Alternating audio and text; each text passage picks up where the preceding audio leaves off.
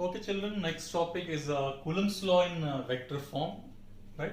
Coulomb's law क्या है आपको समझ आ गया होगा. What is Coulomb's law? Coulomb's law is always used to find out force acted between 2 point charges. Now we see Coulomb's law in vector form. Let us consider 2 point charges Q1, Q2. 2 point charge है और दोनों point charge के बीच का distance है R, right? और मान लीजिए दोनों चार्ज सिमिलर चार्ज है, मान लीजिए दोनों पॉजिटिव है या दोनों नेगेटिव है. तो अगर ये दोनों पॉजिटिव होता, Q1 और Q2 जब पॉजिटिव होता तो Q1 Q2 को रिपेल करता, Q2 eight the same time Q1 को रिपेल करता. तो Q1 Q2 के ऊपर फोर्स को एक्सर्ट करेगा, तो force on two due to 1 ऐसे लिखेंगे, force on two due to 1, right. तो F21 means force on two due to 1. At the same time Q2 जो है Q1 के ऊपर फोर्स को एक्सर्ट करेगा, तो ये होगा force on 1 due to 2, correct. Force on 2 due to 1. अब ये देखिए, ये जो फोर्स ऑन 2 ड्यू टू 1 है, फोर्स 2 पे कौन लगा रहा है? 1, क्लियर. और उसका डायरेक्शन कैसे? 1 से 2 के तरफ है. तो मैं डायरेक्शन को मेंशन करूंगा by using unit vector. Unit vector is used to find to show the direction of the force. तो इस फोर्स का जो डायरेक्शन है ये 1 से 2 के तरफ है, तो मैं इसको लिखूंगा यूनिट वेक्टर R12, राइट. अब बताइए, ये जो फोर्स है F12 उसकी क्या डायरेक्शन है? उसकी डायरेक्शन जो है Q2 Q1 को रिपेल कर रहा है, तो ये डायरेक्शन. तो इसका जो डायरेक्शन होगा ये होगा फोर्स ऑन 1 ड्यू टू 2. उसकी जो डायरेक्शन होगी ये होगी R12 यूनिट वेक्टर, राइट. तो चलिए लिखते हैं terms.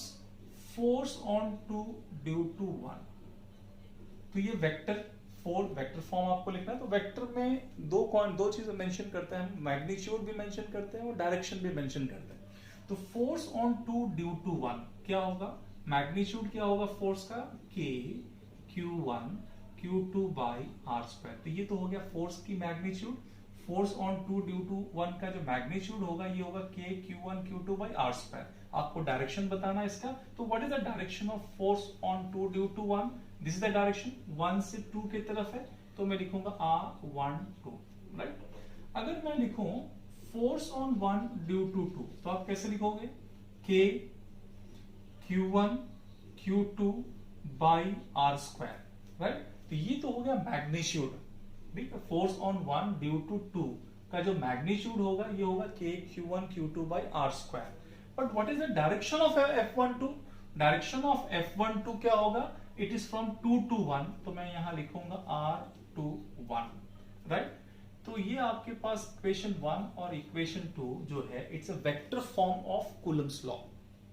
Vector form of Coulomb's law. एक चीज और बताऊं, जैसे यहां पे ये R12 जो है यूनिट वेक्टर है, तो इसको ऐसे लिख सकते हैं -R21. ऐसा क्यों लिखोगे भाई? ये भी यूनिट वेक्टर है, ये भी यूनिट वेक्टर है, तो दोनों में अंतर क्या है? दोनों का जो मैग्नीट्यूड तो 1 ही होगा, इक्वल है. बट माइनस का मतलब ये होता है कि दोनों का मैग्नीट्यूड इक्वल तो है यहाँ पे, बट डायरेक्शन कैसा है? अपोजिट है, राइट. तो ये R12 is opposite to R21. तो मैं अगर इसको यहां मेंशन करूं, यहां पे अगर इसको यहां लिख दूं, इक्वेशन 1 में पुट करूं, तो इक्वेशन 1 में जब आप पुट करोगे तो क्या होगा? F21 is equal to -K Q1 Q2 by R square, और यहां होगा R21. अब देखिए K Q1 Q2 by R square R12, ये क्या हो? This is F12, this is F12. तो आप क्या लिख सकते हो यहां पे? This implies that F21 is equal to minus F12. तो इससे क्या कंक्लूजन निकल रहा है? कंक्लूजन ये निकल रहा है कि forces are equal but opposite in direction. तो वेक्टर फॉर्म का ये एडवांटेज है कि वेक्टर फॉर्म से आपको मैग्नीट्यूड भी पता चल जाता है कि व्हाट इज द मैग्नीट्यूड. आपको ये भी पता चलता है कि what is the direction of the force. तो मैग्नीट्यूड एंड डायरेक्शन बोथ आप यहां पे क्या कर सकते हो? फाइंड आउट कर सकते हो, दोनों फाइंड आउट कर सकते हैं by using vector form of Coulomb's law. I think clear to you children? समझ आ गया होगा आपको वेक्टर फॉर्म. तो वेक्टर फॉर्म आप सिंपली याद रखिएगा, this is the vector form. और अगर सिंप्लीफाइड फॉर्म में अगर लिखना है वेक्टर कूलम्स लॉ का वेक्टर फॉर्म, तो मैं ऐसे लिखूंगा F vector is equal to K Q1 Q2 by r square और आर यूनिट वेक्टर। अब सिंपली ऐसे भी लिख सकते हो वेक्टर फॉर्म, के Q1 Q2 by r square r unit vector. तो ये मैग्नीट्यूड हो गया और ये क्या बता रहा है, डायरेक्शन। तो ये वेक्टर फॉर्म है। तो ये आपको ऐसे याद रखोगे कि ये फर्स्ट और जो सेकंड इक्वेशन जो आपको दिख रहा है ये वेक्टर फॉर्म है कूलम्ब्स लॉ का। I think clear to you children, ठीक। ओके, एक दो चीज और मैं बताता हूं आपको इसमें, ये चीज आपको क्लियर हो गया होगा। अगर मान लीजिए Q1 into Q2 अगर ग्रेटर देन जीरो है, greater than zero that means the value is positive. Value क्या होगा, वैल्यू पॉजिटिव वैल्यूज मिलेंगे। अब बताइए Q1 into Q2 अगर ग्रेटर देन जीरो है और आपसे पूछे what is the nature of force, what is nature of force, तो अब बताइए Q1 into Q2 greater than zero कब आएगा।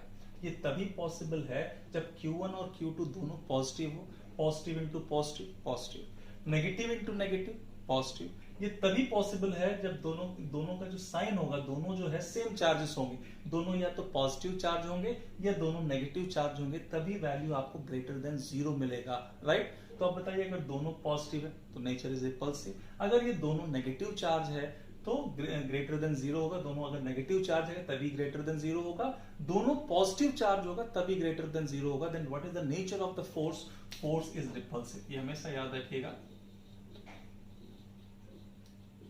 If Q1 into Q2 is greater than zero, अगर ऐसा कोई क्वेश्चन आपको एग्जाम में पूछते हैं कि if Q1 into Q2 is greater than zero, then what is the nature of the force, तो आप याद रखिएगा फोर्स का नेचर कैसा होगा, फोर्स का नेचर रिपल्सिव होगा। ओके, अगर Q1 into Q2 less than zero है, दैट मीन्स वैल्यू नेगेटिव में आना है। Q1 and Q2 को मल्टीप्लाई करने से आपको वैल्यू नेगेटिव में आना है।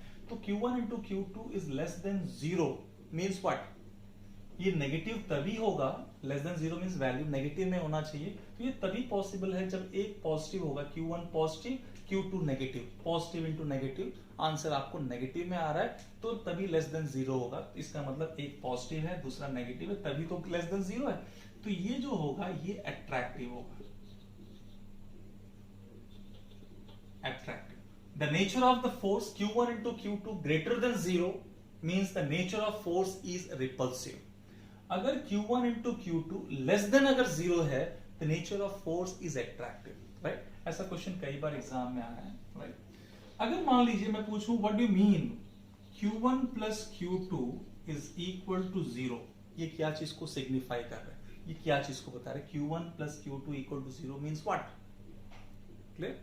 अब मैं पूछूं what is Q1 plus Q2 equal to zero का मतलब क्या है, ये क्या चीज को सिग्निफाई कर रहा है। तो इसका मतलब यही हुआ ना, Q1 is equal to minus Q2, Q1 plus Q2 equal to zero means what, Q1 plus Q2 equal to zero means Q1 is equal to minus Q2। तो अगर कोई आपसे पूछे Q1 plus Q2 equal to zero क्या signify कर रहा है, तो आप क्या बोलोगे, ये सिग्निफाई कर रहा है कि charges are equal, right, but opposite in sign. Charges equal है बट एक चार्ज प्लस है तो दूसरा क्या है, negative. Charges are equal but opposite in sign. Understood, I think clear to you children, right. ये समझ आ गया आपको, ये क्लियर हो गया आपको, ये भी समझ आ गया, ठीक है। ओके, नेक्स्ट टॉपिक हम नेक्स्ट वीडियो में डिस्कस करेंगे and thank you so much.